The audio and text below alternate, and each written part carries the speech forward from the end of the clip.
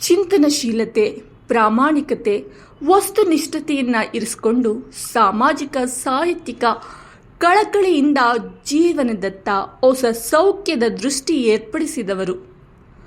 ಪಾಶ್ಚಿಮಾತ್ಯ, ಪೌರಾತ್ಯ, ಪ್ರಾಚೀನ, ಅಪ್ರಾಚೀನ ಎಂಬ ಅತಿರೇಕಕ್ಕೆ ಹೋಗದೆ ಪೂರ್ವಗ್ರಹ ಪೀಡಿತವಲ್ಲದೆ ಸಾಹಿತ್ಯ ಸೃಷ್ಟಿಸಿದವರು. ದೀನ ದಲಿತರ, ಅನಾಥರ, ದುಃಖಿತರ, ಜನರ ಸಂಕಷ್ಟಗಳನ್ನು ಹುಡುಗಣ ವೇಷ್ಟಿತ ಚಂದ್ರ ಸುಶೋಭಿತ ದಿವ್ಯಾಂಬರ ಸಂಚಾರಿ ಎಂಬ ಕವಿತೆಯಲ್ಲಿ ನೋಡಬಹುದು. ಇಲ್ಲಿ ಅಮೂರ್ತವಾದ ಶಿವನ ಕಲ್ಪನೆ, ಶುಭ್ರ ಹಿಮಾಲಯದ ಬಗ್ಗೆಯೂ ಮಾತನಾಡ್ತಾರೆ. ಜಡೆ ಕವಿತೆಯಲ್ಲಿ ಜಡೆಯ ಕುರಿತ ನಾನಾ ರೀತಿಯ ವರ್ಣನೆ ಇದೆ. ಎಲ್ಲಿಯೂ ರಮ್ಯವಲ್ಲ.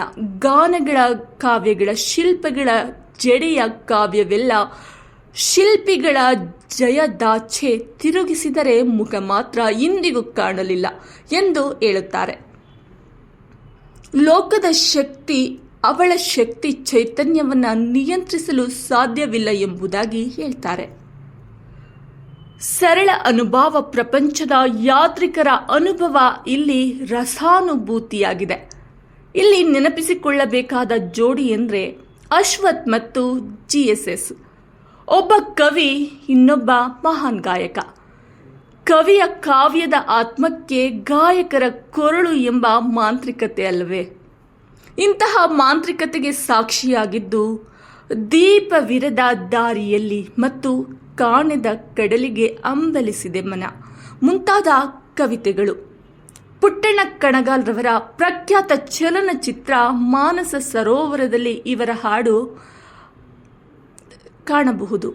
ಹಾಡು ಹಳೆಯದಾದರೇನು, ವೇದಾಂತಿ ಹೇಳಿದನು ಎಂಬ ಗೀತೆಗಳನ್ನು ಅಳವಡಿಸಲಾಗಿದೆ. ಪುಟ್ಟಣ್ಣ ಕಣಗಾಲ್ರವರ ಪ್ರಖ್ಯಾತ ಚಲನಚಿತ್ರ ಮಾನಸ ಸರೋವರದಲ್ಲಿ ಇವರ ಹಾಡು ಹಳೆಯದಾದರೇನು, ವೇದಾಂತಿ ಹೇಳಿದನು ಎಂಬ ಗೀತೆಗಳು ಅಳವಡಿಕೆಯಾಗಿದೆ. ಇನ್ನು ಇವರ ಸಾಮಾಜಿಕ ಕಳಕಳಿಯ ವಿಷಯಕ್ಕೆ ಬಂದರೆ, ಸಾಹಿತ್ಯ ಮತ್ತು ಸಮಾಜ ಒಂದೇ ನಾಣ್ಯದ ಎರಡು ಮುಖಗಳೆಂದು ಸಾಮಾಜಿಕ ಸಾಮರಸ್ಯ ಪರಿವರ್ತನೆಯ ನಿಟ್ಟಿನಲ್ಲಿ ವಿಭಿನ್ನ ನೆಲೆಯಲ್ಲಿ ಮಾನವೀಯತೆಯನ್ನು ಎಲ್ಲೋ ಹುಡುಕಿದೆ ಇಲ್ಲದ ದೇವರ ಕಲ್ಲು ಮಣ್ಣುಗಳ ಗುಡಿಯೊಳಗೆ ಎಂದು ಜಾತ್ಯತೀತತೆ ಮತ್ತು ದೈವತ್ವ, ಜೀವನ ದರ್ಶನ, ನಾಗರಿಕ ಜನ ಜೀವನದ ಒಡನಾಟ, ಏಕಾಂಗಿತನದ ಮುಂತಾದವುಗಳನ್ನು ಇಲ್ಲಿ ಹೇಳ್ತಾರೆ. ಒಲವು, ಚೆಲುವು, ದೇವಶಿಲ್ಪಿ ಇವುಗಳಲ್ಲಿ ಚೆಲುವಿನ ಆರಾಧನೆಗೆ ಪ್ರಾಶಸ್ತ್ಯ ನೀಡಿದರೆ, ಸಾಮಗಾನ ಕೃತಿಯಲ್ಲಿ ವೈಫಲ್ಯಗಳ ಕುರಿತು ಮಾತನಾಡ್ತಾ ದೇಶದಾದ್ಯಂತ ಅಣೆಕಟ್ಟು ಕಟ್ಟಿ ನಾವು ಬೆಳೆದಿರುವುದಾದರೂ ಏನು ಎಂಬ ಪ್ರಶ್ನೆಯನ್ನ ಮುಂದಿಡುತ್ತಾರೆ. ಎಲ್ಲಿಗೆ, ಇನ್ನೆಲ್ಲೆಲ್ಲಿಗೆ, ಇಷ್ಟು ದಿವಸ ನಡೆದು ನಾವು ಬಂದು ನಿಂದುವುದೆಲ್ಲಿಗೆ ಎಂದು ನೈರಾಶ್ಯ ಭಾವನೆಯನ್ನ ವ್ಯಕ್ತಪಡಿಸುತ್ತಾರೆ. ಬದುಕಿನಲ್ಲಿ ಆಶಾವಾದ, ಐಕ್ಯತೆ ಇರಬೇಕೆಂದು ಒಂದೇ ಒಂದು ಈ ದೇಶದೊಳೆಲ್ಲಿದ್ದರೂ ಭಾರತ ನಮಗೊಂದೇ ಎಂಬ ಗೀತೆಯಲ್ಲಿ ಸಾಮಾಜಿಕರಿಗೆ ಐಕ್ಯತೆಯ ಬಹುಮುಖ್ಯ ಸಂದೇಶವನ್ನ ನೀಡಿದ್ದಾರೆ. ದೀಪದ ಹೆಜ್ಜೆಯಿಂದ ತೆರೆದ ದಾರಿಯವರೆಗಿನ ಕವನಗಳು ಕವಿ ತಲುಪಿದ ಪ್ರಬುದ್ಧ ನಿಲುವನ್ನ ಅರಿಯಲು ಓದುಗರಿಗೆ ಸಹಕಾರವಾಗುತ್ತದೆ. ಒಟ್ಟಾರೆಯಾಗಿ ಭಾವನಾ ವಾತಾವರಣದ ಮಾರ್ಧವತೆಯ ಕಾರಣ ಇವರ ಕೃತಿಗಳು ಆ ಮೂಲಕ ಜನರ ಗಮನ ಸೆಳೆದಿವೆ. ಕಾವ್ಯ ರಚನೆಯಲ್ಲಿ ಶಿಸ್ತು, ಶ್ರದ್ಧೆ, ಆದರ್ಶ, ಇತರರಿಗೆ ಸ್ಫೂರ್ತಿ ಇವುಗಳನ್ನು ಇವರ ಕವಿತೆಗಳಲ್ಲಿ ಆಸ್ವಾದಿಸಬಹುದು. ನೀನು ಮುಗಿಲು, ನಾನು ನೆಲ, ನಿನ್ನ ಒಲುಮೆ ನನ್ನ ಬಲ, ಸಾಲಿನಲ್ಲಿ ನಲ್ಲ ನಲ್ಲೆ, ದೇವ ಮನುಷ್ಯ ಇವರಿಬ್ಬರ ಸಂಭಾಷಣೆಯನ್ನ ಕಾಣಬಹುದು. ರಾಷ್ಟ್ರಕವಿ ಎಂದೇ ಕರೆಸಿಕೊಂಡಿರುವ JSS ಇತಿಹಾಸಕಾರ, ತತ್ವಜ್ಞಾನಿ ಮತ್ತು ವಿಮರ್ಶಕ. ಕವಿ JSS ರಾಷ್ಟ್ರಕವಿ ಎಂದೇ ಕರೆಸಿಕೊಂಡಿರುವ JSS ಇತಿಹಾಸಕಾರ, ತತ್ವಜ್ಞಾನಿ ಮತ್ತು ವಿಮರ್ಶಕ. ಕವಿ JSS ರಾಷ್ಟ್ರಕವಿ ಎಂದೇ ಕರೆಸಿಕೊಂಡಿರುವ GSS ಇತಿಹಾಸಕಾರ, ತತ್ವಜ್ಞಾನಿ ಮತ್ತು ವಿಮರ್ಶಕ. ಕವಿ GSS ಕನ್ನಡ ಕಾವ್ಯ ಪರಂಪರೆ ಕಂಡ ಅಪರೂಪದ ಲವಲವಿಕೆಯ ಕವಿ. ಬದುಕಿನ ಪ್ರೀತಿಯನ್ನೇ ಹಾಡು ಮಾಡಿ ಮಾನವತೆಯ ಕನಸನ್ನ ಮೆರೆದ ಮಹತ್ವದ ವ್ಯಕ್ತಿ. ಎಲ್ಲೋ ಹುಡುಕಿದೆ ಇಲ್ಲದ ದೇವರ ಕಲ್ಲು ಮಣ್ಣುಗಳ ಗುಡಿಯೊಳಗೆ, ಎದೆ ತುಂಬಿ ಹಾಡಿದೆನು ಅಂದು ನಾನು ಎಂದೇ ಸಹೃದಯರ ಮನಸ್ಸಿನಲ್ಲಿ ಇಂದಿಗೂ ಚಿರಸ್ಥಾಯಿಯಾಗಿರುವ ಕವಿ ಎಂದರೆ ಅದು GSS ಗೋವಿಂದ ಪೈ ಹಾಗೂ ಕುವೆಂಪು ನಂತರದ ರಾಷ್ಟ್ರಕವಿ. ನವೋದಯ, ನವ್ಯ, ನವ್ಯೋತ್ತರ ಹೀಗೆ ಎಲ್ಲ ಕಾಲಘಟ್ಟದಲ್ಲಿಯೂ ಕೂಡ ಗೀತೆಗಳನ್ನು ರಚಿಸಿ ಸಮನ್ವಯ ಕವಿ ಅಂತಾನೆ ಹೆಸರುವಾಸಿಯಾಗಿದ್ದಾರೆ. ಭಾವಾಂತರಂಗದ ಗೀತೆಗಳ ಮೂಲಕ ನಮ್ಮ ನಡುವಿರುವ ಭಾವಜೀವಿ ಇವರು. 1926 ಫೆಬ್ರವರಿ 7 ಗುಗ್ಗರಿ ಶಾಂತವೀರಪ್ಪ ಮತ್ತು ವೀರಮ್ಮನವರ ಸುಪುತ್ರರಾಗಿ ಜನಿಸಿದ್ರು. ಯುಗ ಪರಿವರ್ತನಶೀಲ ಚೈತನ್ಯರಾಗಿದ್ದ ಕುವೆಂಪು ಅವರ ಸಾಹಿತ್ಯ ಇವರನ್ನ ಸೂಜಿಗಲ್ಲಿನಂತೆ ಸೆಳೆಯುತ್ತದೆ. ಮನುಷ್ಯ ಮತ್ತು ನಿಸರ್ಗಕ್ಕೆ ಇರುವ ಭಾವುಕ ಸಂಬಂಧ, ಮನುಷ್ಯನಿಂದ ನಿಸರ್ಗ ಶೋಷಣೆಗೆ ಒಳಗಾಗಿರುವುದು, ನಿಸರ್ಗ ನಾಶದ ತಲ್ಲಣಗಳಲ್ಲಿ ಮನುಷ್ಯನ ತೊಳಲಾಟ, ಜಗತ್ತು ಮತ್ತು ಶೂನ್ಯದ ಭಾವನೆ ಇವೆಲ್ಲವನ್ನು ಕೂಡ ತಮ್ಮ ಕಾವ್ಯದಲ್ಲಿ ಅನನ್ಯವಾಗಿ ಪರಿಣಾಮಕಾರಿಯಾಗಿ ಸಂಜೆ ಬಾನಿನಂಚಿನಲಿ ಎಂಬ ಕವಿತೆಯ ಮೂಲಕ ತಂದಿದ್ದಾರೆ. ಕವಿಯ ಕಾವ್ಯ ಪ್ರಜ್ಞೆಯು ನಿರ್ದಿಷ್ಟ ಸಂಜೆಯನ್ನ ವಿಶಿಷ್ಟವಾದ ರೂಪ ಲಕ್ಷಣಗಳುಳ್ಳ ಪ್ರತೀಕವಾಗಿಸುವ ಮೂಲಕ ಸಂಧಿಸಿದ್ದಾರೆ.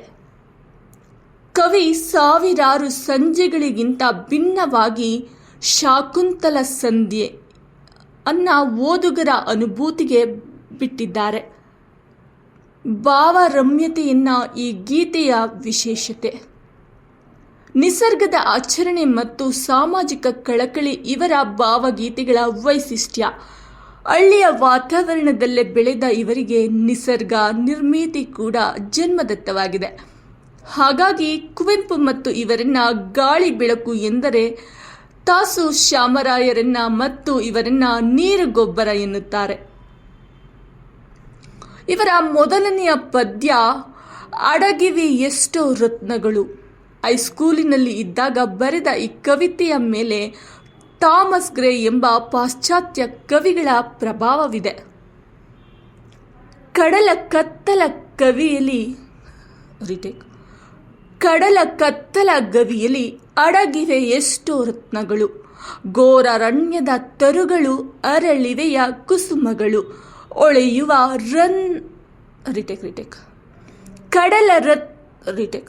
ಕಡಲಗತ್ತಲ ಗವಿಯಲ್ಲಿ ಅಡಗಿಹುದೆಷ್ಟೋ ರತ್ನಗಳು, ಘೋರಾರಣ್ಯದ ತರುಗಳು, ಅರಳಿವೆಯ ಕುಸುಮಗಳು, ಹೊಳೆಯುವ ರತ್ನದ ಧರಿಸುವವರಾರು. ತನ್ನ ಸಾಹಿತ್ಯದಲ್ಲಿ ಜನಸಾಮಾನ್ಯ ಮೌಲ್ಯಗಳು, ಸಾಂಸ್ಕೃತಿಕ ಸನ್ನಿವೇಶ ನಿರ್ಮಾಣ, ನಿರುದ್ವಿಗ್ನತೆ, ಜೀವನ ಪ್ರೀತಿ, ಹೆಣ್ಣನ್ನ ಕುರಿತು, ಹಾಗೆ ಅಮೂರ್ತತೆ ಮತ್ತು ಮೂರ್ತತೆ ಈ ಮೊದಲಾದ ವಸ್ತುಗಳನ್ನು ವಸ್ತುವಾಗಿ ಬಳಸಿಕೊಂಡು ಸಹೃದಯರ ಮನ ಗೆದ್ದವರು. ನಾವಿದ್ದರು ಅಂದು ಹೊಳೆಯ ದಡದಲ್ಲಿ ಮಿಂದು ಆಟವಾಡಿದ ದಿವಸ ನೆನಪಿದೆಯೇ ಎಂದು ಕೇಳುತ್ತಾ ಓದುಗರನ್ನ ಮತ್ತೆ ಬಾಲ್ಯಕ್ಕೆ ಕರೆದೊಯ್ದು ಬುದ್ಧಿ ಮತ್ತು ದೇಹ ಬೆಳೆದಂತೆ ಕಳೆದುಕೊಳ್ಳುವ ಮುಗ್ಧತೆಯ ಬಗ್ಗೆ ಪ್ರಸ್ತಾಪಿಸಿದ್ದಾರೆ. 1960ರಲ್ಲಿ ಸೌಂದರ್ಯ ಸಮೀಕ್ಷೆ ಎಂಬ ಪ್ರೌಢ ಪ್ರಬಂಧವನ್ನ ಕುವೆಂಪುರವರ ಮಾರ್ಗದರ್ಶನದಲ್ಲಿ ಬರೆಯುತ್ತಾರೆ. ಸೌಂದರ್ಯವನ್ನ ಆಳವಾಗಿ ಅಧ್ಯಯನ ಮಾಡಿ ಕಲೆಯ ಪ್ರಕಾರಗಳಲ್ಲಿ ಮಹಾಕಾವ್ಯ ಸ್ವರೂಪದಲ್ಲಿ ಸೌಂದರ್ಯ ಹೇಗೆ ಬಿತ್ತರವಾಗಿದೆ ಎಂಬುದನ್ನು ಕುರಿತು ಮಾತನಾಡುತ್ತಾರೆ. ವೇದಗಳ ಕಾಲದಲ್ಲಿ, ಶಿಲ್ಪಗಳಲ್ಲಿ, ಜಾನಪದಗಳಲ್ಲಿ, ಇವತ್ತಿನ ಕವಿಗಳಲ್ಲಿ, ಪಾಶ್ಚಾತ್ಯ ಕವಿಗಳ ದೃಷ್ಟಿಯಲ್ಲಿ ಸೌಂದರ್ಯ ಹೇಗೆ ಅಭಿವ್ಯಕ್ತಗೊಂಡಿದೆ ಎಂಬುದರ ಕುರಿತು ವಿಸ್ತಾರವಾಗಿ ಚರ್ಚಿಸಿದ್ದಾರೆ. ಇವರ ಕವನಗಳಲ್ಲಿ ಮುಖ್ಯವಾದ ವಿಷಯವೆಂದರೆ ಪ್ರಾಸಬದ್ಧತೆಯನ್ನ, ಲಯಬದ್ಧತೆಯನ್ನ ಬಿಟ್ಟು ಅವರು ಆಡು ಭಾಷೆಯಲ್ಲಿ ಕವನ ತಂತಿ ಮೀಟುವುದರ ಜೊತೆಗೆ ಅನುಭವದಿಂದ ಅಧ್ಯಾತ್ಮವನ್ನ, ಕವನವನ್ನ ಸುಲಭವಾಗಿ ಭಾಗಿಸಿರುವುದು.